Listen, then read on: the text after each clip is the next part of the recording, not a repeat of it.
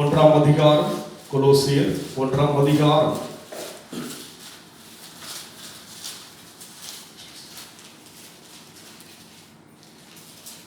19ஆம் வசனம். சகல பரிபூரணமும் அவருக்குள்ளே வாசமாய் இருக்கவும் அவர் சிலுவையில் சிந்தின இரத்தத்தினாலே சமாதானத்தை உண்டாக்கி பூலோகத்தில் உள்ளவைகள் பரலோகத்தில் உள்ளவைகள் யாவையும் அவர் மூலமாக தமக்கு ஒப்புரவாக்கிக் கொள்ளவும் அவருக்கு பிரியமாயிற்று. மறுபடியும் வாசிப்போம். அவர் சகல பரிபூரணமும் அவருக்குள்ளே வாசமாய் இருக்கவும் அவர் சிலுவையில் சிந்தின இரத்தத்தினாலே சமாதானத்தை உண்டாக்கி பூலோகத்தில் உள்ளவைகள் பரலோகத்தில் உள்ளவைகள் யாவையும் அவர் மூலமாய் தமக்கு ஒப்புரவாக்கிக் கொள்ளவும் அவருக்கு பிரியமாயிற்று. 9 வாசித்தீங்க. 1:9 வாசித்தீங்க. இது நிமித்தம் கொலோசியர் 1:9 வாசித்தீங்க. இது நிமித்தம் கொலோசியர் 1ஆம் அதிகாரம் 9ஆம் வசனம். இது நிமித்தம் நாங்கள் அதை கேட்டு நாள் முதல் உங்களுக்காக இடைவிடாமல் ஜெபம் பண்ணுகிறோம். நீங்கள் எல்லா ஞானத்தோடும் ஆவிக்குரிய விவேகத்தோடும் அவர்களுடைய சித்தையை அறிகிற அறிவினால் நிரப்பப்படும். அவருடைய சித்தத்தை அறிகிற அறிவினால் நிரப்பப்படவும் என்று சொல்லி பார்க்கிறோம். தேவனுடைய சித்தம், தேவனுடைய விருப்பம் என்னவென்று சொல்லி முதலாவது நாம் அறிந்து கொள்ள வேண்டும்.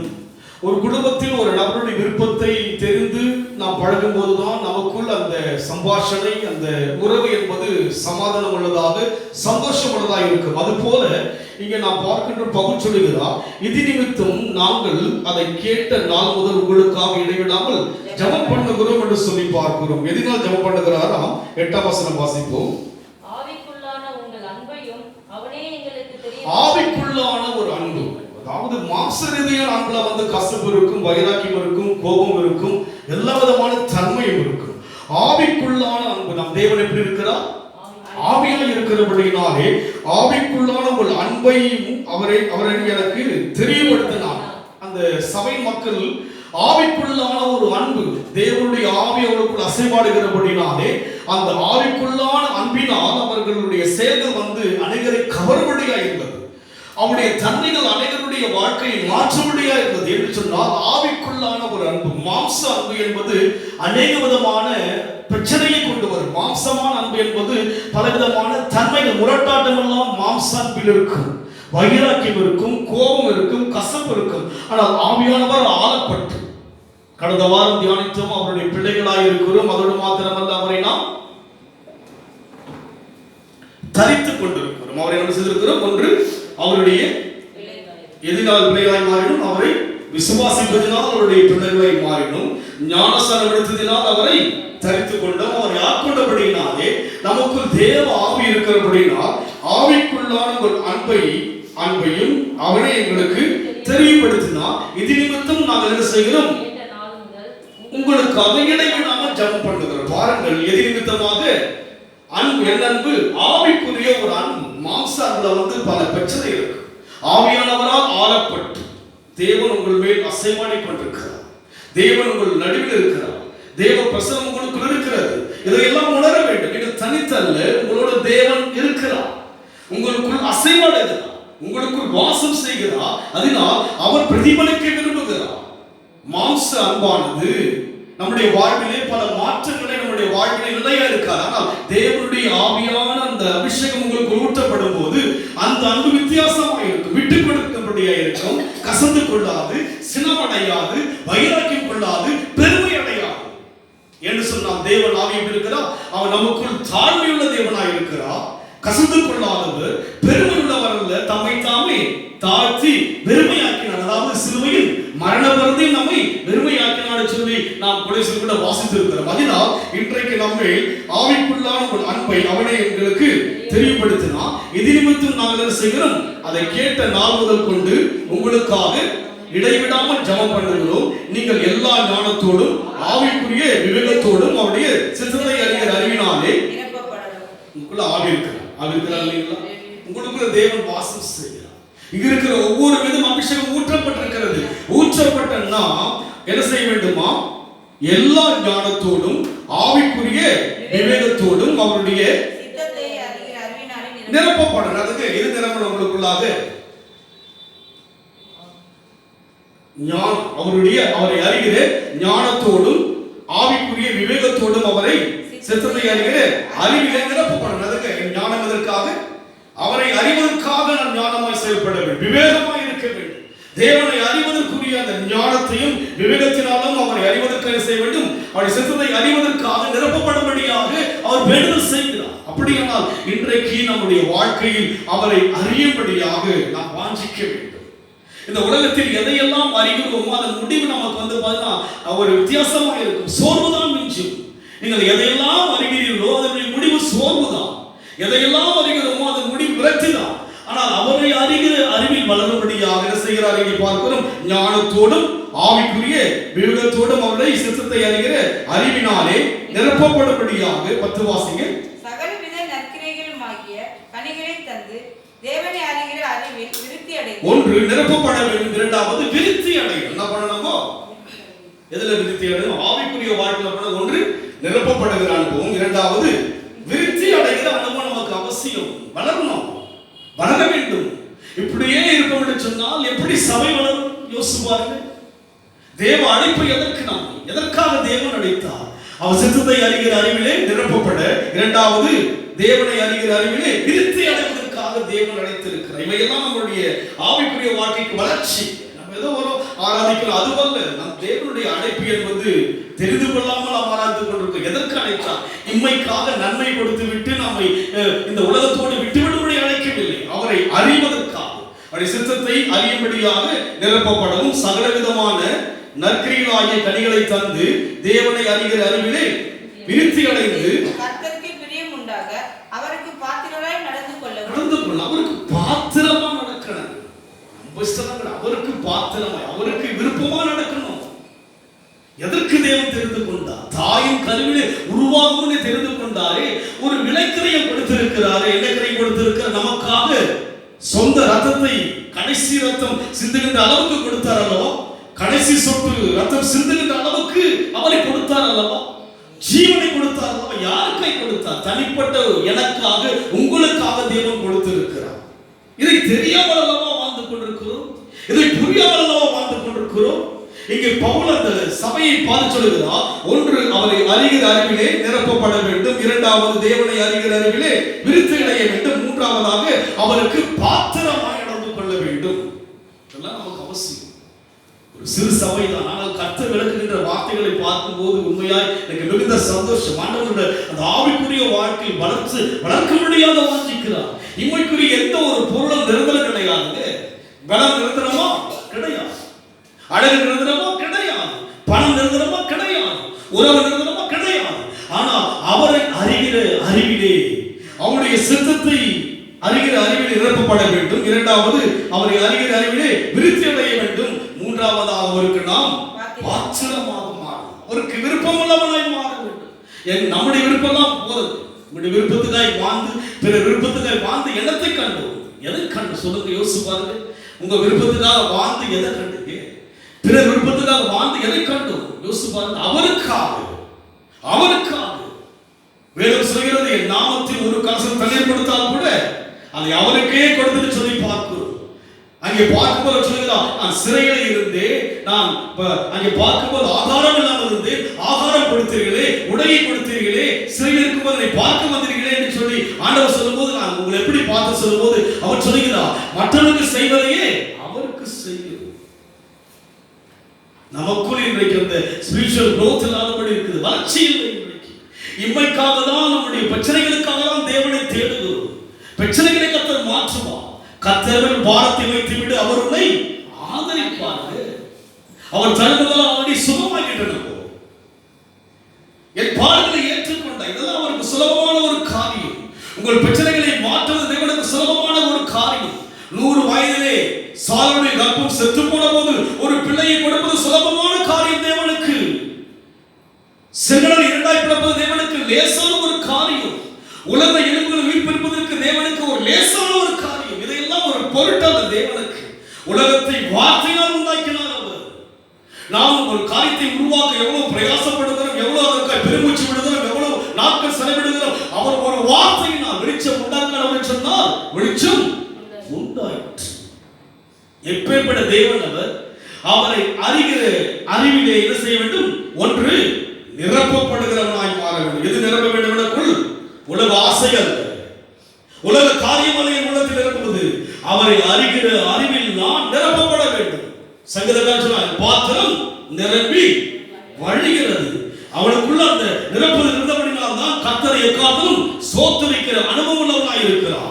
உயிரோடு இருக்கும் மட்டும் நான் கர்த்தரை துதிப்பேன், நான் உள்ளளவும் தேவனை கீர்த்தனம் பண்ணுவேன் என்கிற அந்த அனுபவம் எப்படி வந்தது? அவன் உள்ள முழுமையாக தேவ பிரசன்னம் நிரம்பி இருந்தது. அன்றைக்கு ஆவியானுடைய மகிமை அதிகமாக அவர்கள் கண்டது கிடையாது. பழைய ஏற்பாட்டுடைய மோசையினால் கொடுக்கப்பட்ட அந்த ஆகமங்களை மாத்திரம்தான் வாசித்திருப்பார்கள். புதிய ஏற்பாட்டுக்கிற இயேசுவுக்கு தெரியாது, புதிய ஏற்பாட்டுக்கிற மரணம் அவருக்கு தெரியாது அவனுக்கு. ஆனாலும் அவர் சொல்லுகிறார், என் பாத்திரம் நிரம்பி வடிகிறது. அதைத்தான் நீங்க சொல்லுகிறார், அறிகிற அறிவிலே நிரப்பப்படும்படியாக. உன் உள்ளத்தில் எது நிரம்பியிருக்கிறது? கவலைகளா, பாரங்களா, உலக ரீதியான காரியங்களா என்று யோசித்து பார்க்க வேண்டும். பவுலிலே சொல்லுகிறார், நாம் யாரை சொல்லி பார்க்கிறோம்? ஆவிக்குள்ளான உங்கள் அன்பை. யார்னா? ஆவிக்குள்ளான மக்கள், ஆவியானவரால் ஆட்கொள்ளப்பட்ட மக்கள் தான், தேவனை ஆராதிக்கிற விசேஷமான மக்கள் தான். அப்பேற்பட்ட மக்களுக்குள் ஆவியை இருக்க வேண்டும். ஒன்று நிரப்பப்பட வேண்டும், இரண்டாவது விருத்தி அடைய வேண்டும், மூன்றாவது பாத்திரமாக மாற வேண்டும். பாத்திரமாக மாற வேண்டும். தேவ ஜனங்கள் வாழ்க்கையிலே அவருக்கு உகந்தவனாய் மாற வேண்டும். நாம் ஓடுகிறோம், குடும்பத்துக்காய் செய்கிறோம், தவறல்ல, அதுதான் நம்முடைய வாழ்க்கை அல்ல. அதற்கு மேலாக முதலாவது தேவ ராஜ்யத்தையும் நீதியும் தேடுதல், அப்போது இவையெல்லாம் உங்களுக்கு கூட கொடுக்கப்படும் அல்லவா? குறைவாய் கொடுப்பாரா தேவன்? கூட கொடுக்கிறவங்க, கூட கொடுக்கிறவர், எதையுமே குறைவாய் கொடுக்கிறவர் அல்ல. தன் ஜனங்களுக்காக ஜீவனை கொடுத்தவர், மற்றதை கொடுப்பது அதிக நிச்சயம் அல்லவா? நிரப்பப்படுகிறாரா? என் உள்ளத்துக்கும் தேவன் எவ்வளவா இருக்கிறார்? ஏதோ ஒரு ஓரத்தில் இருக்கிறாரா? அல்ல. எசேக்கியேல வாசிக்கும் போது அங்கே பார்க்கிறோம், கணுக்கால் அளவல்ல, முழங்கால் அளவல்ல, இடுப்பு அளவல்ல, நீச்சல் ஆழ அளவிலே மூழ்கும்படியாக அங்கே ஒரு காரியங்களை சொல்வதை பார்க்கிறோம். இன்றைக்கு நாம் உள்ளத்துக்குள்ளாய் தேவன் எந்த அளவில் இருக்கிறார், எந்த லிமிட்ல இயேசு இருக்கிறார் உங்களுக்கு மனசுல எவ்வளவு அளவாய் இருக்கிறார் இயேசு என்று யோசித்து பார்க்க வேண்டும். ஆனால் பவுல் சொல்கிறார், ஒன்று அவரை அறிகிற அறிவிலே நிரப்பப்பட வேண்டும், இரண்டாவது விருத்தி அடைய வேண்டும், மூன்றாவது பாத்திரனாய் மாற வேண்டும், அவர் மகனாய் மாற வேண்டும், அவர் மகனாய் மாற வேண்டும்.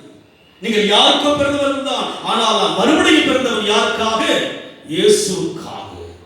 நம் தாய் தகப்பனால் பிறக்கப்பட்ட மக்கள் தான், ஆனால் மறுபடியும் பிறந்தவர் அல்லவா? அவரை விசுவாசித்தபடியால் பிள்ளையை மாறினோம் அல்லவா? ஞானஸ்நானம் எடுத்தபடி அவரை தரித்துக் கொண்டோம் அல்லவா? தரித்துக் கொண்ட நாம் நிரப்பப்பட வேண்டும். அவரை தரித்துக் கொண்ட நாம் என்ன செய்ய வேண்டும்? என்று விருத்தி அடைய. என்ன பண்ணுங்க? உலக ரீதியான செல்வம் விருத்தி அடையலாம். வேதம் சொல்கிறது, ஒன்றும் கொண்டு வந்ததும் இல்லை, ஒன்றும் கொண்டு போவதும் இல்லை. எதிர் விருத்தி அடைய யோசிக்கிறோம். அவர் எனக்குள் விருத்தி அடைய வேண்டும், அவர் எனக்குள் நிரப்பப்பட வேண்டும், அவர் எனக்குள், அவருக்கு நான் பாத்திரமாய் மாற வேண்டும். இது கர்த்தருடைய நாள். இந்த நாளை அவருக்குத்தான் செலுத்த வேண்டும். நம்மை முற்றிலுமாக பாருங்க, எல்லாம் இந்த லாக்டவுன் எல்லாம் பண்ண மனுஷன் என்ன பண்ண அதையே சுட்டி காமித்து நம்ம தூரமாயிட்டே இருக்கிறோம். இந்த 2 மணி நேரம் கூட போதாத ஒரு சமூகத்தில் ஆராதிப்பது. 6 நாட்கள் கடந்து போக போகிறோம். இந்த 2 மணி நேரம் என்ன செய்ய முடியும்? அனுதினமும் அவரை தியானிக்க முடிகிறதா? வேலை தான், அலுவல் தான் அதிகம், உறவுகள் தான், அங்குமிக ஓடுகளாய் இருக்கிறோம். இந்த நாளை கர்த்தர் உண்டு பண்ணி கூட இந்த 2 மணி நேரம் கூட போதா தேவனை ஆராதிப்பதற்கு. அவரை அறிய முடிகிறதா? அறிய முடியாத ஒரு அபலங்களுக்குள்ளாதான் இருக்கிறோம். ஆனால் பவுல் அந்த சபையை பார்த்து சொல்கிறார், அவரை அறிகிற அறிவிலே என்ன செய்ய வேண்டும்? நிரப்பப்பட வேண்டும். பழைய ஏற்பாடு சொல்கிறார், என் பாத்திரம் நிரம்பி வழிகிறது. தாவீது எங்கு சென்றாலும் நிரப்பது இருந்தபடியால் ஆலோசனை கேட்கிறான். யுத்தத்துக்கு செல்லும்போது ஆலோசனை கேட்கிறான். நிரம்பின ஒரு அனுபவம் இருந்தபடினால யாரோடு ஆலோசனை கேட்கிறான்? தேவனிடத்தில் கேட்கிறான். இன்றைக்கு நாம் யார் ஆலோசனை கேட்கிறோம்? தேவ ஆலோசனை கேட்கிறோமோ? என் உள்ளத்துக்குள் தேவன் நிரம்பி இருந்தால் தானே பேச முடியும். எங்கோ ஒரு ஓரத்தில் அல்லவா இருக்கிறான், எங்கோ ஒரு தூரத்தில் அல்லவா அந்த நிலைமை இருக்கிறது. சபை மக்களை பார்த்து பேசுகிற ஒரு காரியம் இது. உலகின மக்கள் அல்ல, சபையிலே கடந்து வந்து விசுவாசத்தினாலே ஒரு பிள்ளையை மாறி ஞானஸ்நானத்தினால் அவரை தரித்துக் கொண்ட நம்முடைய வாழ்க்கையிலே பேசுகிறார் தேவன். உலக மக்களுக்கு அல்ல இந்த வார்த்தைகள் எல்லாம், தேவ ஜனங்கள் என்று சொல்லுகிற ஞானஸ்நானம் எடுத்த ஜனங்கள், அபிஷேகத்தை ஜனங்களிடத்தில் கர்த்தர் பேசுகிறார், சபையில் பேசுகிறார். என்ன பேசுகிறார்? நான் நிரப்பப்பட வேண்டும், இரண்டாவது நான் விருத்தி அடைய வேண்டும், மூன்றாவது நான் பாத்திரமானாய் மாற வேண்டும். மறுபடியும் 10 வாசிப்போம்.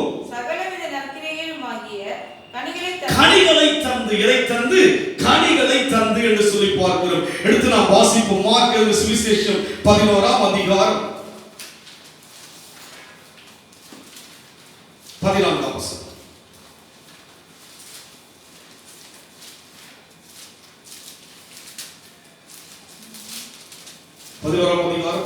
வசனம்.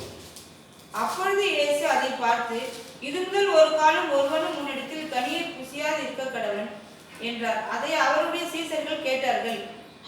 அவர்கள் எருசலேமுக்கு வந்தார்கள். இயேசு தேவாலயத்துக்கு பிரவேசித்து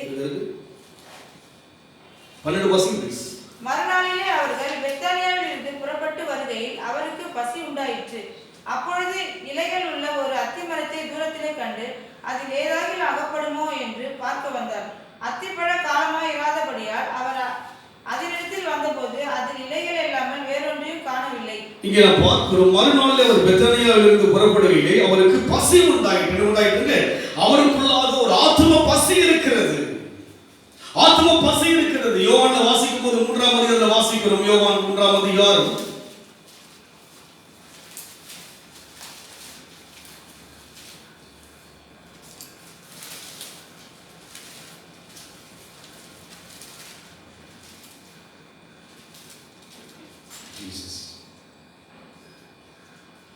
4ஆம் அதிகாரம், யோவான் 4ஆம் அதிகாரம்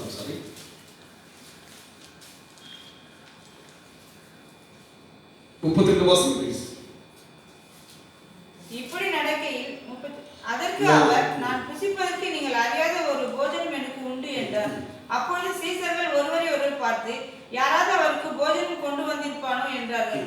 இயேசு அவர்களை நோக்கி, நான் என்னை அனுப்பினருடைய சித்தத்தின்படி செய்து அவருடைய கிரியை முடிப்பதே என்னுடைய போஜனமாய் இருக்கிறது. அறுப்பு காலம் இங்கே நாம் பார்க்கிறோம் என்ன போஜனமா இருக்கிறது? ஆத்துமாக்களை தேவனுடைய உள்ள ஆட்கொள்ளும்படியான ஒரு போஜனம் தான் இயேசுவின் போஜனமா இருந்தது. அதைத்தான் இங்கே பார்க்கிறோம். அவருக்கு பசி உண்டாயிற்று. என்ன உண்டாயிற்றுங்க? நம்மிடத்தில் அவருக்கு ஒரு பசி இருக்கிறது, உங்களை குறித்து ஒரு ஏக்கம் இருக்கிறது, உங்களை குறித்து ஒரு தாகம் இருக்கிறது, உங்களை குறித்து ஒரு வாஞ்சை தேவனுக்குள் இருக்கிறது. அது ஒரு ஓமையாக அங்கே சொல்லப்பட்ட ஒரு காரியமா இருந்தாலும் கூட, அந்த மரமா இருந்தாலும் கூட, அந்த மரத்திலே ஒரு கனியை ஒரு கதையா இருந்தாலும் கூட அதில் ஒரு அர்த்தம் இருக்கிறது. வேதத்தில் இருக்கிற ஒவ்வொரு வார்த்தைகளுக்கும் நமக்கும் ஒரு தொடர்பு இருக்கிறது. அது ஒரு கதை அல்ல. வேதம் என்பது ஒரு கதை அல்ல. வேதம் என்பது புராணம் அல்ல. வேதத்தில் இருக்கிற ஒவ்வொரு வார்த்தைக்கும் எனக்கும் உங்களுக்கும் ஒரு அர்த்தம் இருக்கிறது, ஒரு உறவு இருக்கிறது. அதைத்தான் இங்கே நாம் பார்க்கிறோம். அவர் என்ன செய்திருப்பார் சொல்லி பார்க்கிறோம். மறுபடியும் வாசிப்போம். ஏனெனில் 4ஆம் அதிகாரம், அப்போது சீஷர்கள் ஒருவரை ஒரு பார்த்து, யாராவது அவருக்கு போஜனம் கொண்டு வந்திருப்பானோ என்றார்கள். அதுக்கு பசியா இருக்கிறாரு போயிட்டாங்க, போஜனம் வாங்கிட்டு வருவாங்க சொல்றாரு. அங்கே அடுத்த வசனம் வாசிப்போம். இயேசு நோக்கி, நான் என்னை அனுப்பினருடைய சித்தத்தின்படி செய்து அவருடைய கிரியை முடிப்பதே என்னுடைய போஜனமாய் இருக்கிறது. அறுப்பு காலம் வருகிறது. 32 வாசிப்போம். 32.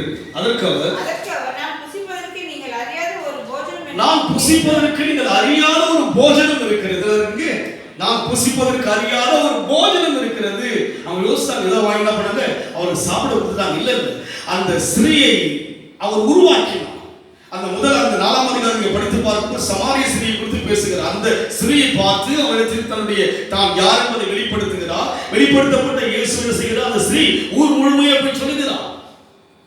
அந்த ஸ்திரீயை குறித்து தான், அவள் போய் சொன்ன காரியங்களை குறித்து தான் அந்த 30 வாசிக்கிறோம். அப்போது அதற்கு அவர், நான் புசிப்பதற்கு நீங்கள் அறியாத ஒரு போஜனம் எனக்கு உண்டு, சாப்பிட்ட மாதிரி அவர் சொல்றார். அப்பதான் சொல்றாரு, ஒரு சாப்பிட்டாருக்கு ஒரு சாப்பிடல. ஒரு பெண்ணை பார்க்கிறார், அந்த பெண்ணை ரட்சிப்புக்குள் கொண்டு வருகிறார். ரட்சிக்கப்பட்டு மேசியாவை கண்டு அந்த பெண்ணை செய்கிறார், போய் ஊரெல்லாம் சொல்லும்படியாய் மாற்றுகிறார் அல்லவா? அதுதான் அவருக்கு போஜனம். அது போல இன்றைக்கு யாரை சுவைக்க யோசிக்கிறார்? நாம் அவரை சுவைப்பது போல கர்த்தர் நல்லவர் என்பதை நாம் சுவைக்கிறோம் அல்லவா? அது போல் நம்மை கர்த்தர் சுவைக்கிறார். நம்மை கர்த்தர் ரசிக்கிறார் தெரியுங்களா? நம்மை கர்த்தர் விரும்புகிறார், நம்மை கர்த்தர் பார்க்கிறாங்க, நம்மளோட கர்த்தர் பேசுகிறார். நாம் எப்படி ஒரு நபருடைய அந்த குணங்களை பார்த்து ஒரு சுவை, ஒரு நல்லா இருக்காங்க அவருடைய பேச்சு இருக்கு, சுவாபம், ஒரு சுவை, ஒரு டேஸ்ட், அவங்களை குறித்து ஒரு அவளை யோசிக்கும் போது ஒரு மனசுல ஒரு சந்தோஷம், ஒரு மகிழ்ச்சி இருக்கு, ஒரு சுவையா இருக்கு, மனசுக்கு இருக்கு ஒரு சுவை. அதாவது பார்த்தா ஒரு மகிழ்ச்சியா இருப்பது போல தேவன் நம்மை பார்க்கும்போது மகிழ்ச்சி அடையும்படியாக வாஞ்சிக்கிறார். அதற்காக தான் நாம் இங்கே பார்க்கிறோம். இப்போது நாம் புரிந்து கொண்டோம். எழுத்துல வாசிப்போம். மார்க் 11:14-13 வாசி, 12 வாசி.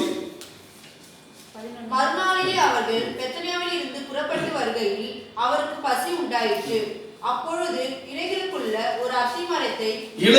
ஒரு அத்திமரத்தை தூரத்தில் கண்டு அதில் ஏதாகிலும் அகப்படுமா, நான் எதையாவது தேவனுக்கு செய்வனா என்று யோசிக்கிறார்.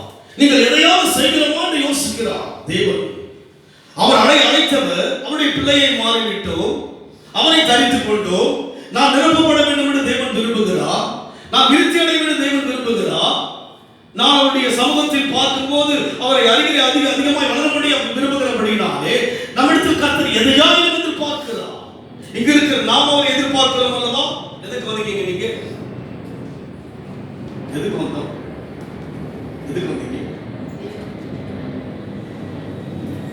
எதுக்கு வந்தோம்? ஏதோ ஒரு எதிர்பார்ப்போட வந்தோம் இல்லைங்களா?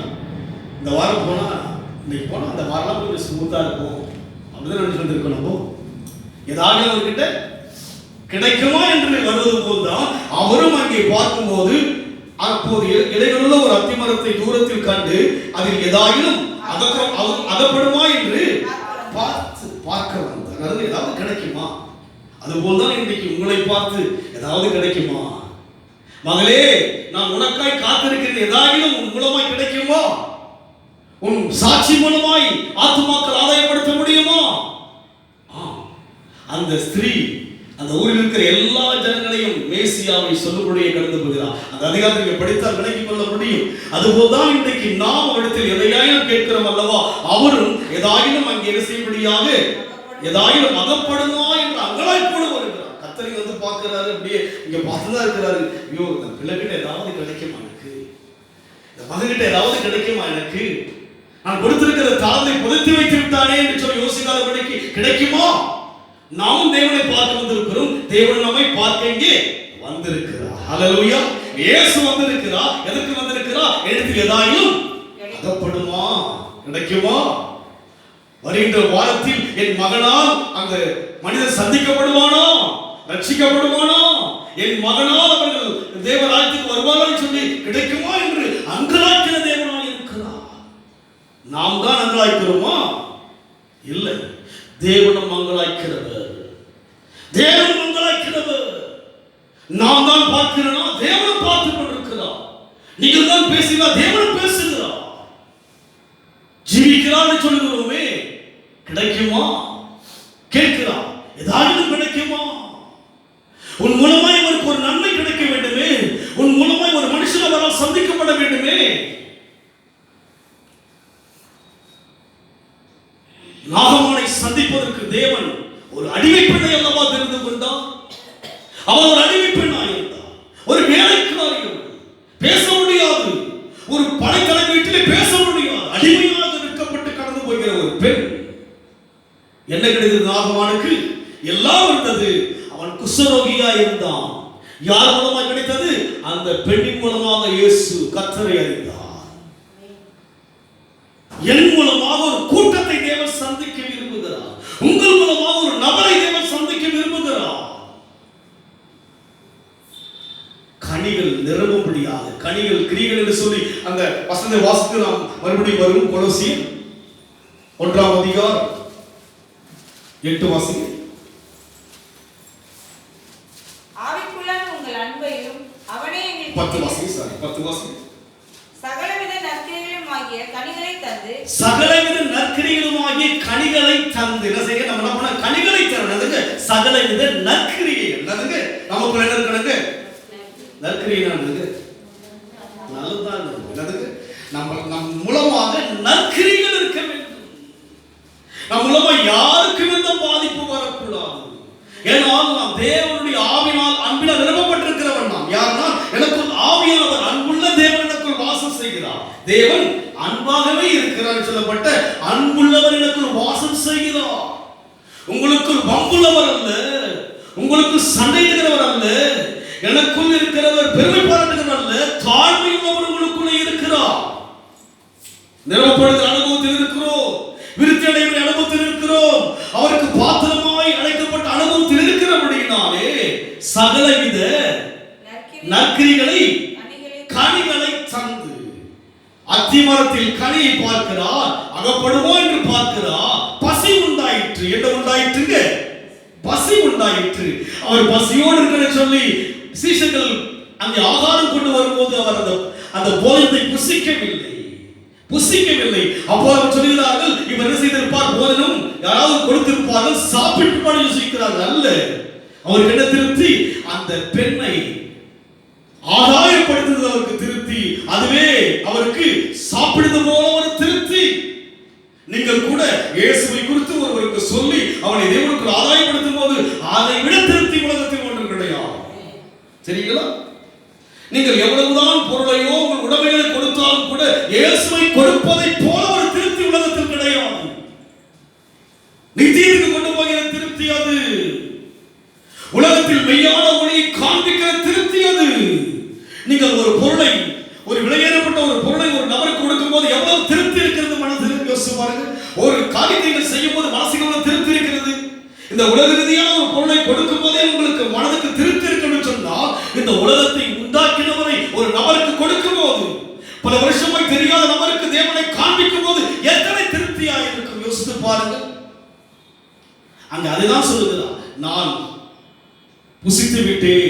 அங்கே சொல்லப்பட்ட வண்ணமாக யோவான்ல வாசிக்கிற வண்ணமாக அங்கே சொல்கிறார், போஜனம் நான் பண்ணி விட்டேன், புசித்து விட்டேன் சொல்லுகிறார். சீஷர்கள் அவர் ஒருவேளை போஜனம் யாராவது கொடுத்திருப்பான்னு சொல்லி சொல்கிறார்கள். இன்றைக்கு நம்முடைய வாழ்க்கையில் கூட நாம் நற்கிரியாய கனிகளை தந்து அவரை அறிகிற அறிவிலே நிரப்பப்பட வேண்டும்.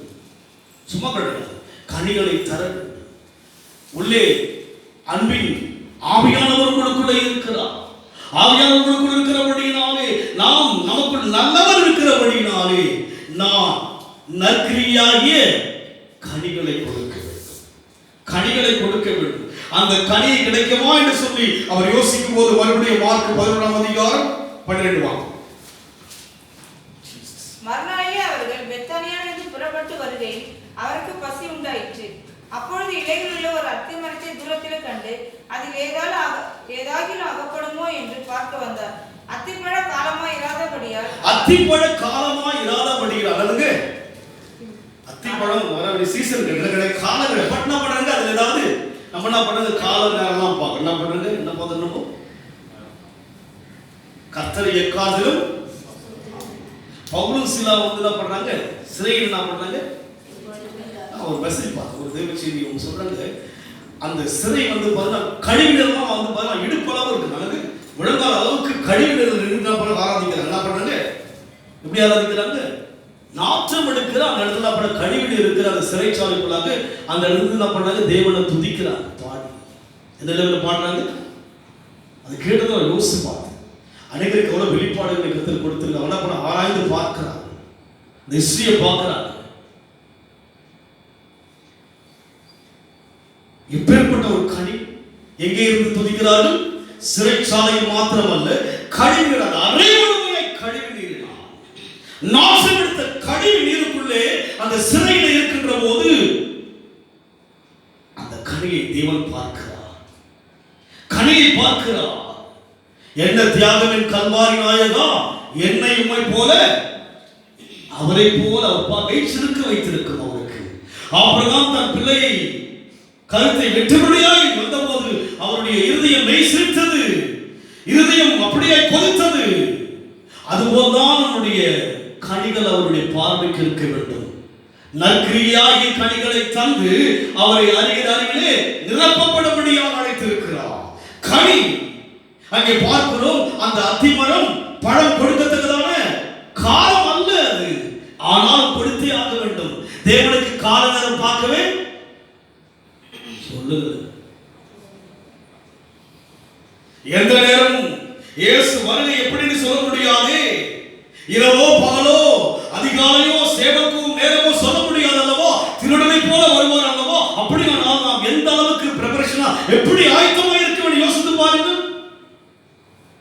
எப்படி இருக்க வேண்டும்? கனி கொடுக்கிற ஒரு வாழ்க்கை இருக்க வேண்டுமே. நிரப்பப்படும்படி அழைக்கப்பட்டிருக்கிறோம்.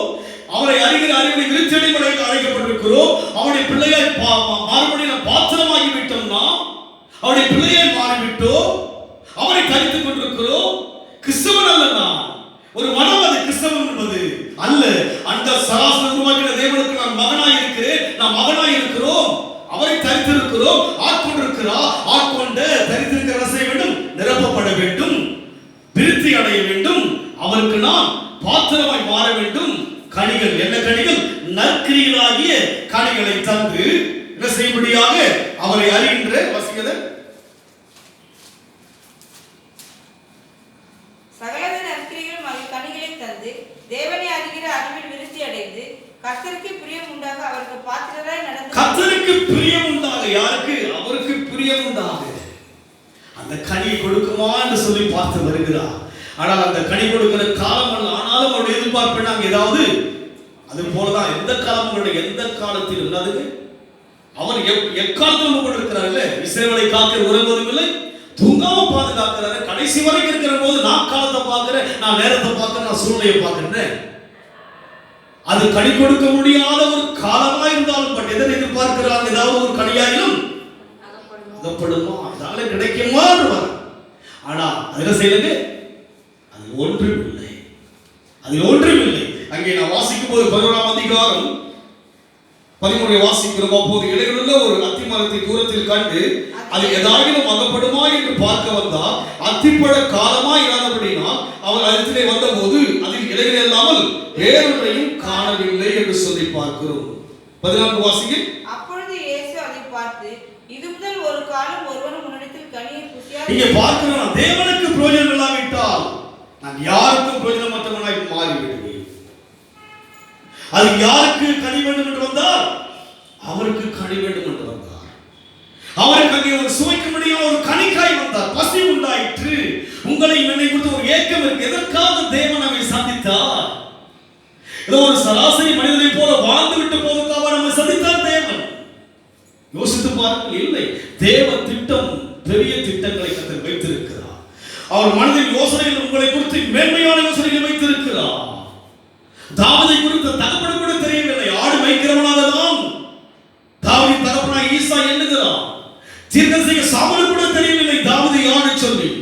சவுலுக்கு புரியவில்லை தாவீது யாருன்னு சொல்லி. அவனை மேற்கொண்டு அவனை அடிக்க யோசிக்கிறான். அல்ல, தாவீதை குறித்து தேவன் ஒரு பெரிய எண்ணம் வைத்திருந்தார். என்ன எண்ணம் வைத்திருந்தார்? தாவீது இஸ்ரவேலுக்கு ராஜா என்கிற எண்ணத்தை தேவன் வைத்திருந்தார். அதுபோல்தான் உங்களை குறித்து தேவன் உயர்ந்த எண்ணங்களை வைத்திருக்கிறார்.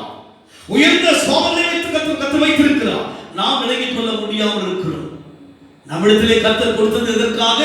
என்னிலே கனிகள் ஏதாவது கிடைக்குமா, அகப்படுமா என்று யோசிக்கிறார். ஒன்றும் அகப்படாதபடியினாலே அவர் தீர்மானமாய் சொல்கிறார். அப்போது இயேசு அதை பார்த்து, இது முதல் ஒரு காலம் ஒருவனும் இடத்திலே கனியை புசியாதிருக்க கடவன் என்று என்றார். அவருடைய சீஷர்கள் அதை கேட்டார்கள். அதே அதிகாரத்தில் வாசிப்போம். 20 வாசிங்க. மறுநாள் காலையிலே அவர்கள் அவ்வழியை போகும்போது அந்த அத்திமரம் வேரோடு பட்டு போயிருக்கிறதை கண்டார். சொல்லிட்டு போயிட்டார். நெக்ஸ்ட் டே வந்து பாரு, பட்டு போயிடுச்சு. நான் தேவனுக்கு பிரயோஜனம் இல்லாவிட்டால் நான் யாருக்குமே பிரயோஜனம் இல்லாமல் தெரியுங்களா? யோசிக்காதீங்க. நான் தேவனுக்கு பிரயோஜனமா இருக்க வேண்டும். நமக்கு தேவன் திறமைகளை, தாளங்களை கற்றுக் கொடுத்திருக்கிறார் அல்லவா? நாம் தேவனுக்கு பிரயோஜனம் இல்லாவிட்டால் ஒரு நாள் யாருக்கும் பிரயோஜனம் இல்லாமல் போய்விடுவேன். கனி, தேவனுடைய சமூகத்தில் கனி கொடுக்கிற மக்களாய் மாற வேண்டும் என்று சொன்னால் நமக்குள் தேவன் ஆட்கொள்கிறவராய் இருந்திருக்கிறார். எனக்குள் தேவனை நான் தரித்துக் கொண்டிருக்கிறபடினாலே நான் அவரை வெளிப்படுத்த வேண்டும். கனி கொடுக்கவில்லை, கனி கொடுக்கவில்லை. அவர் சொல்லிவிட்டார், இந்த மரம் இனசபடியாக அதற்கு இது முதல் ஒரு காலம் ஒருவனும் இடத்திலே கனியை புசியாதிருக்க கடவுள். பாருங்க, அதுக்கு முன்னாடி எல்லாம் மேல் விஷயம் இருந்தது. அந்த கனியை மரம் அநேக புசிச்சாங்க. ஆனா தேவ திட்டத்தை நாம் செய்ய யோசிப்போம் என்று சொன்னால், தேவ திட்டத்தை செய்வதற்கு நாம் தடை செய்யணும் சொன்னால் நம் வாழ்க்கை வந்து வேஸ்டாக போய் உலக மனுஷ வாழ்க்கை வேறு. நம்மை கர்த்தர் அழைத்த நோக்கம் என்ன? அவருடைய நாமத்திற்கு மகிமை வாழ்வதற்காக இன்றைக்கு நாம் தேவனுக்கு போஜனம் இல்லாவிட்டால் ஒரு நாள் நாம் யாருக்கும் போஜனம் இல்லாம போயிடும். அன்னைகளுடைய வாழ்க்கை ஒரு பிரயோஜனம் இல்லாம போயிட்டாங்க. என்ன பண்ணாங்க? அன்னை என்ன பண்ணுவாங்க? ஒரு பிரயோஜனம் இல்லாம போயிடுறாங்க. வாழ்க்கையில் கனி கொடுக்க வேண்டும். கனி என்று சொன்னால் எடுத்து நான் வாசிப்போம். கடைசியாக கலாத்தியர் 5ஆம் அதிகாரம் 22 வாசம். ஆவியின் கனியோ அன்பு, சந்தோஷம், சமாதானம், நீடிய பொறுமை, தயவு, நற்குணம், விசுவாசம், சாந்தம், இச்சையடக்கம், இப்படிப்பட்டவர்களுக்கு விரோதமான பிரமாணம் ஒன்று கிடையாது. ஆவின் கனி என்ன? அங்கே மாம்சமாக இயேசு கிறிஸ்து வாழ்ந்தபோது அந்த அத்திமரத்தின் கனியை சொன்னா அந்த ஆவிக்குரிய அந்த கனியின் அர்த்தம் என்று சொல்லி பார்க்கும் பொழுது ஆவின் கனியோ அன்பு. என்னது? அன்பு. சமாரிய ஸ்திரீயுடைய வாழ்க்கையில் எல்லோரும் அவளை அலட்சியம் பண்ணினார்கள், அவளை வெறுத்தார்கள். ஆனால் தேவனோ சமாரியா வழியை போகக்கூடாதவர் என்ன செய்வார்கள்? யூதர்கள் சொன்னால் தூரமாய் இருக்க வேண்டும். ஒரு உயர்ந்த ஜாதி தான் யூதர்கள். சமாரியர் சொன்னால் ஒரு தாழ்ந்த குலவர்கள் தான் சமாரியர்கள். இப்படி இருக்கும்போது அன்பின் நிமித்தமாய் அந்த பெண்ணை தேவன் சந்திக்கின்றார். அன்பு. ஆவின் கனி என்னது? அன்புதான். நமக்குள்ள இருக்கிறது அடிக்கடி என்ன பண்ணது? வம்பு தான் நம்ம கிட்ட இருக்குது. என்ன பண்றோம்? அவங்க சும்மா நம்ம வாயை கொடுத்து நம்ம நம்பள மாட்டோம். என்ன பண்ணணும்? அவங்க சும்மா இருப்பாங்க, நம்மளோட வாயை கொடுத்து சொல்லுங்க. ஆவின் கனியோ அந்த மரத்தில் கனி இல்லை, அது பட்டு போயிற்று. இங்க சொல்லுகிறா அந்த கனி என்ன? சொல்லுங்க. ரொம்ப அன்பு. அன்பு இருக்குல்ல நமக்கு? தெரிஞ்ச வீட்டுல அன்பு இருக்கும், தெரியாது என்ன பண்ண மாட்டோமோ? குடும்பத்துல பாத்தீங்கன்னா கணவன் மனைவி இருப்பாங்க. ஏதாவது நிகழ்ச்சி பாத்தீங்கன்னா அவங்க கூட என்ன பண்ணுவாங்க? நிகழ்ச்சியில அவங்க அம்மா, அவங்க அண்ணன், அவங்க தம்பி என்ன பண்ண அவ்வளவுதான் நம்ம போனது. இப்படிதான் இருக்கு. இதுவல்ல. எதிராளிகளை இழிவானவர்களை. சமாரியா என்பது யூதர்களுக்கு தகுதியற்ற ஒரு இடம். அது சமாரியா வழியே கடந்து வருகிறார் தேவன். எதற்காக? அந்த மதிய வேளையிலே, உச்ச வெயில் வேளையிலே அவர் தண்ணீர் குடிக்கல்ல, அங்கே வருகிற அந்த ஸ்திரீயை சந்தித்து அவளை ராஜ்யத்துக்கு உருவாக்க, ராஜ்யத்திலே அவருடைய உள்ளத்தில் தேவ பிரசன்னம் நிரப்பப்படும்படியாக, அதற்கு பாத்திரங்களை மாற்றும்படியாக அந்த வழியில் செல்கிறார். யூதர் அல்லவா, இவர்களோடு பேசுகிறேன் சொல்லி அந்த ஸ்திரீ சொல்வதை குறித்து நீங்கள் வாசித்து படித்தால் நீங்கள் தெரிந்து கொள்ள முடியுமா? இது நிமித்தமாக அன்பு என்று சொல்லி பார்க்கிறோம். அன்பு, சந்தோஷம். அதுக்கு இரண்டாவது அதுக்கு சபை வந்து எப்படி வரணும்? நம்ம நல்ல சந்தோஷமா வந்தீங்க. காலைல மழையை பார்த்தோம், மழை வருது. அது நான் எழுதும் போது மழை அடிச்சுட்டே இருக்கு. மழை அடிச்சுதான் இருக்குது. என்ன பண்ணாரு? கொஞ்சம் நிறுத்துங்க. என்ன பண்ண? சந்தோஷம். எந்த ஒரு காரியம் என்ன பண்ணப்போ தேவ காரியங்கள சந்தோஷம். பவுல் சொல்ற சந்தோஷமா இருங்கள். மறுபடியும் சொல்லுகிறேன், சந்தோஷமா கர்த்தருக்குள்ள சந்தோஷமா இருங்க. ஒன்று கனியோ அன்பு, சந்தோஷம், சமாதானம். மனசுக்குள்ள சமாதானம் இருக்கும். அதுக்கு இதெல்லாம் தான் நம்ம சுகமா இருக்கும். இந்த கனி, இந்த தன்மை, இந்த ஸ்பாபம் நமக்குள்ள இருந்ததுல நம்ம சுகமா இருக்கும். ஆமென் சொல்லுங்க பார்க்கலாம். நம்ம சுகமா இருப்போம். இதெல்லாம் இல்லாததான் நமக்குள்ள பிரச்சனை வருகிறது. தேவன் இதையெல்லாம் எதற்கு சொன்னா நாம் சுகமாய் இருக்க, பிரியமானவனே ஆத்மா வாழ்ந்து போல எல்லாவற்றிலும் வந்து சுகமாய் இருக்க வேண்டுகிறேன் என்று சொல்லி பார்க்கிற வண்ணமாக நாம் சுகமாய் இருக்க வேண்டும் என்று சொன்னால் இங்கே சொல்லப்பட்ட இந்த கனிகள் நமக்குள் இருக்கு. ஸ்வாபங்கள், ஸ்வாபம் இருக்கு. என்ன ஸ்வாபம் இருக்குனுங்க? அன்பு இருக்கணும். யார்கிட்ட அன்பு இருக்கணுங்க? வம்பாளர்கிட்ட அன்பு இருக்கணும். வம்பு பேசுறது யாருக்கு அங்க என்ன பண்ணும்? அன்பு இருக்கணும். சத்துரு என்ன பண்ணணுமோ ஆசீர்வதிக்க வேண்டும். சபையாதீர்கள் என்ன பண்ணுங்க? நம்ம அன்பு இல்லாமல் எல்லாருக்கும் இருக்கான தெரிஞ்சுக்கிட்டு தான் அன்புனதுங்க, தெரிஞ்சுக்கிட்டு தான் அன்புனதுங்க. அவங்கள பார்த்து திரும்பிக்கிறது அன்பு. இரண்டாவது சந்தோஷம், மூன்றாவது சமாதானம், நான்காவது நீடிய பொறுமை. எல்லாம் இருக்குங்களா? இருந்துதான் ஆகணும். இப்ப எல்லாம் இருந்தால்தான் எனக்குள் அவர் நிரப்பப்படுவார். அவரை அறிய முடியும். இவையெல்லாம் நம்ம வாழ்க்கைக்கு வந்தே ஆகணுங்க. நீடிய பொறுமை, தயவு, நற்குணம், விசுவாசம், சாந்தம், இச்சையடக்கம். இப்படிப்பட்டவைகளுக்கு விரோதமான பிரமாணம் ஒன்றும் இல்லை. ஆமா, நீடிய பொறுமை. நான்காவது தயவு. ஒன்று அன்பு, இரண்டாவது சந்தோஷம், மூன்றாவது சமாதானம், நான்காவது நீடிய பொறுமை, ஐந்தாவது தயவு, நற்குணம், விசுவாசம், சாந்தம், இச்சையடக்கம். இப்படிப்பட்டவைகளுக்கு விரோதமான இதுதான் பிரமாணமே. இதுதான் பிரமாணமே. இந்த பிரமாணத்தை மீறி ஒண்ணுங்களே, இந்த பிரமாணத்துக்குள்ளாக, இந்த குணத்துக்குள்ளாக வந்துட்டோம்னா எல்லாமே நம்ம ஜெயிச்சிடும். அதுக்கு எரிச்சல் வருமா? சமாதானம் வந்தா எரிச்சல் வருமா? எரிச்சல் வந்தா யாருக்கு தான் வேதனை? எனக்கு தான் வேதனை. நான் எரிச்சல் இருந்தா யாருக்கு தான் வேதனைங்களா? உங்களுக்கு கிடையாது, எனக்கு தான். எரிஞ்சி விழ நான் தான் என்ன பண்ண, எனக்குள்ள எரியும், எனக்குள்ள தான் அல்சர்லாம் ஆகும், எரிஞ்சிட்டே இருக்கு. அதுக்கு இச்சை அடக்கம். அதுக்கு இச்சை அடக்கம் நடத்துக்கு ஆசைப்படுதல் பண்ணக்கூடாது. ஆசைப்படுதல் பண்ண அதிகமா விரும்பக்கூடாதுக்கு. ஆசையை கொஞ்சம் கொஞ்சமா என்ன பண்ணும் சொல்லுங்க, சொல்ல மாட்டேங்க. அடக்கம். இவையெல்லாம் நாம் செய்யும் போது தேவன் நம்மை ஆசீர்வதிக்கிறவராய் இருக்கிறார். அந்த கனிக்காய் தேவன் ஏங்கினார். அந்த கனி என்பது அன்றைக்கு அந்த அத்திமரம் என்பது ஒரு கதை போல் இருக்கலாம். அவர் வருகின்பாக அத்தி மரத்தில் என்ன பண்ணாங்க, அத்தி மரத்துல அடையாளங்கள் கணக்கு.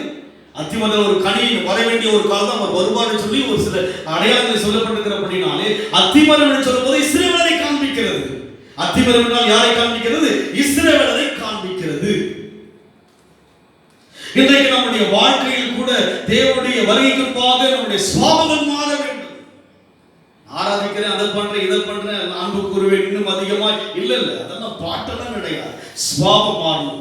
எனக்குள்ள என்ன இருக்க வேண்டும்? முதலாவதாக அன்பு இருக்க வேண்டும், இரண்டாவதாக சந்தோஷம், மூன்றாவதாக சமாதானம், நான்காவதாக நீடிய பொறுமை, ஐந்தாவதாக ஆறாவதாக ஏழாவதாக விசுவாசம், சாந்தம், இச்சை அடக்கம். அதுங்க சாந்தம். சாந்தம் என்னங்க? சாந்தமாக இருக்குமா? சாந்தியும் பேர் இருக்கும், ஆனால் இருக்காது. ஆரோக்கியம் பேர் இருக்கும், நான் இருக்காது. பேருக்கும் அவங்களுக்கு சம்மந்தமே இருக்காது. நம்மளை பார்த்து சொல்லுங்க, சாந்தமா இருக்காது. முடிக்கிறாங்க தெரிஞ்ச சாந்தமா இருக்கும், ஆனா அவங்கள்ட்ட இருக்காதுங்க சாந்தமே. சொல்லுங்க, இவையெல்லாம் நம்முடைய வாழ்க்கையில வந்து தேவன் எதிர்பார்க்கிறார். அவரை அறிகிற நற்கிரியினால பண்ணுங்க, கனியாகிய அவருடைய கனியை காண நற்கிரியை இருக்கிறது. அன்பு என்ற நற்கிரியை இருக்கணும், சமாதானம் என்ற நற்கிரியை இருக்கணும், சந்தோஷம் என்ற நற்கிரியை இருக்கணும். நமக்குள்ளாக இந்த நற்கிரியெல்லாம் இருக்கும்போது அவரை அறிகிற என்ன பண்ணணுமோ அதற்கு பாத்திரவானாய் மாறும். அதைத்தான் கடைசியாக வாசிப்போம். கொலோசியர் 1:14. குமாரனை அவருக்குள் அவருடைய இரத்தத்தினாலே பாவ மன்னிப்பாகிய மீட்பு நமக்கு உண்டாயிருக்கிறது.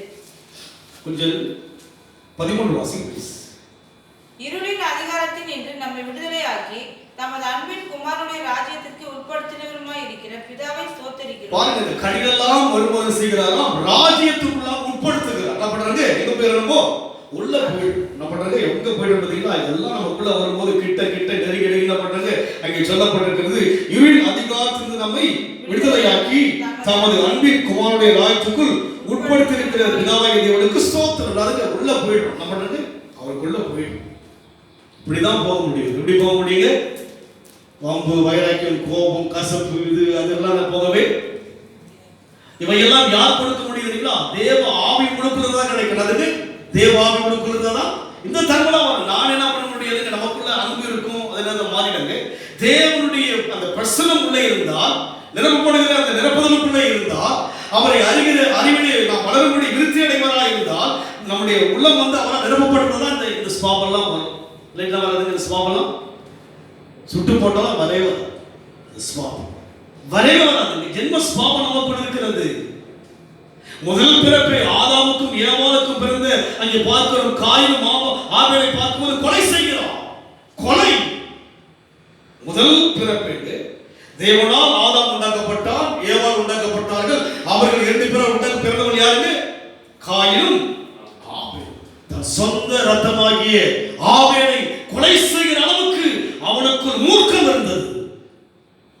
சாந்தம் கிடையாது, சமாதானம் கிடையாது, சந்தோஷம் கிடையாது, மூர்க்கம் இருந்தது. காரணம் என்ன? ஜென்ம சுபாவம். கனியை புசித்த போது, என்ன கனியை? தேவன் புசிக்க வேண்டாம் என்று சொல்லப்பட்ட கனியை ஏவாள் புசித்த போது, அதற்கு ஒத்துழைத்து ஆதாம் புசித்த போது அவர்கள் சுபாவம் மாறிவிட்டது. சுபாவம் மாறிவிட்டது அவர்களுக்குள்ளாக. தேவ தன்மையாகத்தான் இருந்தார்கள், தேவ சுபாவமாகத்தான் இருந்தார்கள். இருவரும் தாங்கள் நிர்வாணம் இருப்பதை அறியாமல் இருந்தார்கள். அவர்களுக்குள் எந்த விதமான ஒரு குழந்தை போல தன்மை இருந்தது. எப்போது நன்மை தீமை அறியத்தக்கதான அந்த கனியை புசித்தார்களோ, பிசாசினால் ஏவப்பட்ட அந்த கனியை புசித்தார்களோ, அப்போதே அவருடைய சுபாவங்கள் மாற்றமடைந்தது. அவனுக்குள்ளே சுபாவம் மாற்றப்பட்டு அவர்களால் இருவரால் பிறக்கப்பட்ட பிள்ளைகள் முதலாவது கொலை செய்வதை பார்க்கிறோம், மூர்க்கத்தோடு இருப்பதை பார்க்கிறோம். சந்தோஷம் இல்லை அவனுக்குள், சமாதானம் இல்லை அவனுக்குள், இச்சைகளுக்கும் இல்லை அவனுக்குள், விசுவாசம் இல்லை தேவனால் படைக்கப்பட சொல்லி, பொறுமை இல்லை, நீடிய பொறுமை இல்லை அவனுக்குள். இன்றைக்கு இந்த தன்மையெல்லாம் நமக்கு இல்லாவிட்டால் நான் ஒருவருக்கும் பிரோஜனம் இல்லாதவனாக அந்த மரம் ஒருவனும் நம்மளால புசிக்க முடியாதபடிக்கு அது என்ன செய்யப்பட்டது? அங்கே சபிக்கப்பட்டது. வேற அங்கே பார்க்கும்போது சபிக்கப்பட்டதாய் மாறிவிட்டது. இன்றைக்கு நம்முடைய வாழ்க்கையில் இந்த கனிகளை கொடுக்க வேண்டும், கனிகளை கொடுத்தே ஆக வேண்டும் என்று சொன்னால் நாம் நிரப்பப்பட வேண்டும். அவரை அறிகிற அறிவிலே நாம் நிரப்பப்பட வேண்டும். அவரை அறிகிற அறிவில் நாம் விருத்தி அடைய வேண்டும். அவரை அறிகிற அறிவில் நாம் பாத்திரவனா மாறணும்னா இந்த சுபாவம் வர வேண்டும். இந்த சுபாவத்தை நானே உருவாக்க முடியாது. எனக்குள் இருக்கிற ஆவியானவருடைய அன்பு என்னை மாற்றுவதற்கு நாம் ஒத்துழைக்க வேண்டும். வசனங்களுக்கு நாம் கீழ்ப்படிய வேண்டும். வார்த்தைகளை விசுவாசிக்க வேண்டும். இது யாருக்கோ பேசுவது என்று யோசிக்க கூடாது. எனக்குள் அன்பு குறைவாக இருக்கிறபடினாலே எனக்கு தேவன் என்ன செய்கிறார்? அன்பை குறித்து பேசுகிறார். எனக்கு சந்தோஷம் குறைவாக இருக்கிறபடினாலே சந்தோஷத்தை குறித்து யாரும் நிறைவு கிடையாது. பவுல் சொல்கிறார், தேகத்தை விட்டு பிரியும் வரைக்கும் போராட்டம் இருந்தது அவருக்குள்ளாக. அப்போஸ்தலர் காலத்தில் கூட அவர்களுக்குள் கோபம் வருகிறதை பார்க்கிறோம், சமாதான குறைச்சல் வருவதை பார்க்கிறோம். ஆனாலும் போராடினாலும் உங்களுக்குள் தேவன் வாசமாய் இருக்கிறபடினாலே நம்மை கர்த்தர் மாற்றுவார். இங்கே சொல்லப்பட்ட அந்த 9 குணங்களை நமக்குள்ளே கர்த்தர் மாற்ற வல்லவராய் இருக்கிறார். பலத்தினாலும் அல்ல, அவருடைய ஆவியினால எல்லாமே மாற்ற முடியும். நம்ம தன்மை எல்லாம் மாற்ற வேண்டும் என்று சொன்னால் நிரப்பப்படுகிற அனுபவம் இருக்க வேண்டும். ஏதோ ஒரு மேலோட்டமா வருகிறோம் போகிறோம் என்று சொன்னால் அந்த எஃபெக்ட்ல வர முடியாது, அந்த அனுபவத்துக்குள் வர முடியாது. ஆனால் நிரப்பப்பட்டு விட்டோம் என்ற விசுவாசத்தோடு கூட எனக்குள் கர்த்தரை நிரப்பிக் கொள்கிறேன் சொல்லி என்ன சொல்லணும்? நிரப்ப ஒப்பு கொடுக்கணும். வசனமும் அவருடைய அபிஷேகத்தை என்ன பண்ணுங்க? உங்களுக்குள் நிரப்பிக் கொள்ள வேண்டும். வசனம் நிரப்பணும். உடனே பண்ணுங்க, வசனம் நிரம்பிக்கிட்டே இருக்கணும், வார்த்தை நிரம்பிக்கிட்டே இருக்கணும்.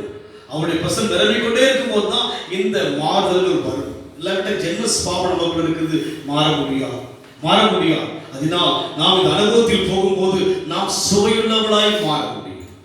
கனியை தேடி வருவார்கள், உறவுகள் வருவார்கள், உலகம் வரும், உங்களுடைய வாழ்க்கையில் அநேகர் வருவார்கள். உங்களுக்குள் கனி இருக்க வேண்டும், உங்களுக்குள் கனி இருக்க வேண்டும், நமக்குள் கனி இருக்க வேண்டும். தேவன் அப்பேற்பட்ட கிருபை செய்ய நாம் கண்களை மூடி கர்த்தரை நோக்கி பார்ப்போம். ஆசீர்வாதம் என்று சொன்னால் கனி இருந்தால் ஆசீர்வாதம். உங்களுக்கு சந்தோஷம், சமாதானம், அன்பு இருந்தால் நம்ம சுகமா இருக்கும். நம்ம சுகமா இருந்தா எல்லா ஆசீர்வாதம் நம்ம தேடி வரும். இச்சை அடக்கம், நீடிய பொறுமை, சாந்தம், நற்குணம், விசுவாசம், இவையெல்லாம் வேண்டும் ஐயா. இவையெல்லாம் எனக்கு வேண்டும். தேவனே, இதை பெற்றுக்கொள்ள எனக்கு கிருபை செய்யும். ஆண்டவரே, இந்த கிருபைதான் இதையெல்லாம் நடத்தும் ஐயா. இந்த கிருபையினால் நடத்தும்படியாய் ஸ்தோத்திரிக்கிறேன். இந்த கிருபை தாங்கும்படியாய் ஸ்தோத்திரிக்கிறேன். இந்த கிருபையினால் நிரம்பும்படியாய் ஜெபிக்கிறேன். அவனுடைய கதவுக்கு கொடுக்கிற மாறாத கிருபை அப்பா, மறவாத கிருபை என்னை தாங்கட்டும் ஆண்டவரே. நன்றியோடு கூட ஸ்தோத்திரிக்கிறேன். மாறாத கிருபை, மறவாத கிருபை, தள்ளாத கிருபை, என்னை வெறுக்காத கிருபை, மாறாத கிருபை, மறவாத கிருபை, தள்ளாத கிருபை, வெறுக்காத கிருபை,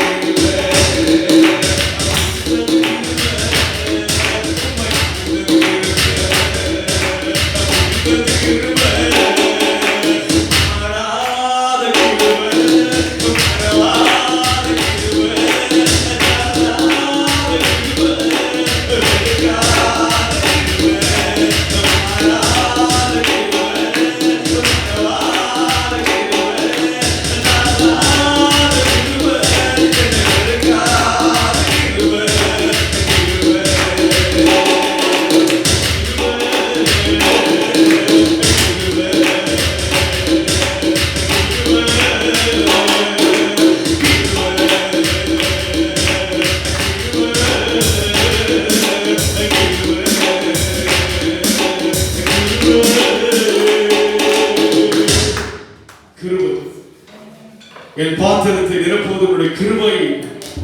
உம்மை அறிகிற அறிவிலை விருத்தி அடைய செய்வது உடைய கிருபை.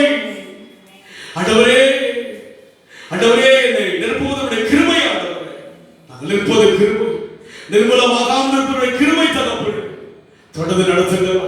இந்த வாரம் முழுமையாய் தேவனுடைய கிருபைகளை தாங்கட்டும், வழிநடத்தும்படியாய் ஜெபிக்கிறேன். தேவ ஜனங்களை ஆசீர்வதியும் ஐயா. மகளோடு வழியாய் சந்திக்கின்ற ஒரு தேவ ஜனங்களை ஆசீர்வதியும் ஐயா. கிருபை தாங்கட்டும் ஆண்டவரே. நீரை நிரப்புவதற்காக நன்றி செலுத்துகிற கர்த்தாவே. ஆண்டவரே, உம்மை அறிகிற அறிவிலே எங்களை ஆண்டவரே விருத்தியாக செய்வதற்காக நன்றி செலுத்துகிறோம் ஐயா.